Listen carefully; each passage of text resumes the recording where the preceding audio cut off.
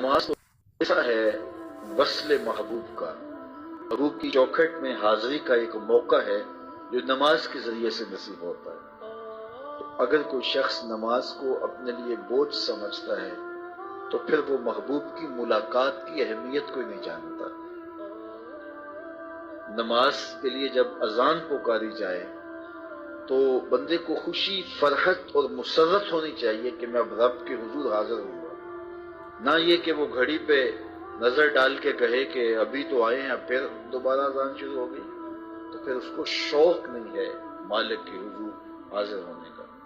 حضور علیہ الصلوۃ والسلام تو جب حضرت بلال حبشی کو نماز کے لیے اذان کا کہتے تو یہ ارشاد کرتے، ارحنا یا بلال، بلال اٹھو اور ہمارے دل کو راحت پہنچا دو۔ ارحنا یا بلال، بلال ہمارے قلب کو، ہمارے دل کو راحت پہنچا دو۔ تو یہ حضور کے قلب کی راحت، تسکین اور قرار کا سبب ہے۔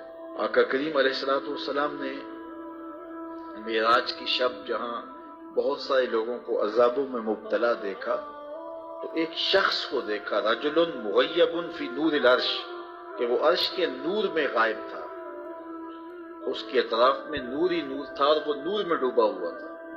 تو پوچھا کہ یہ کون خوش نصیب شخص ہے؟ کوئی فرشتہ ہے؟ تو جواب آیا فرشتہ نہیں ہے۔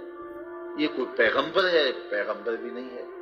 تو یہ کون شخص ہے کہ جو انوار الہیہ کے حصار میں ہے اور ہر طرف نور ہی نور پھیلا ہے؟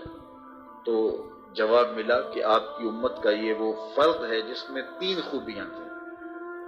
پہلی خوبی تو یہ کہ اس کی زبان اللہ کے ذکر سے تر رہتی تھی، اور دوسری خوبی اس میں یہ تھی وَقَلْبُهُ مُعَلَّقٌ بِالْمَسَاجِدِ، اور اس کا دل مسجدوں کے ساتھ لٹکا ہوا تھا، مسجدوں کے ساتھ دل بستگی تھی سے۔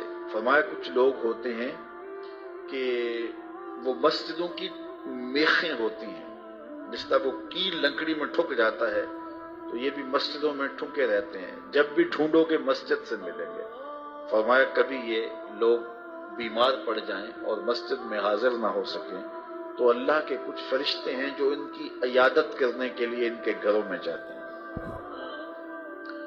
تو مسجدوں کی حاضری، مسجدوں کی تعمیر میں دلچسپی، مسجدوں کی آباد کاری کے لیے کوشش، مسجدوں کی صفائی ستھرائی کا اہتمام و التزام، مسجد کی تعمیرات کے مراحل میں دن رات ان سے وابستہ رہنا، یہ خوش نصیب لوگوں کا مقصود ہے۔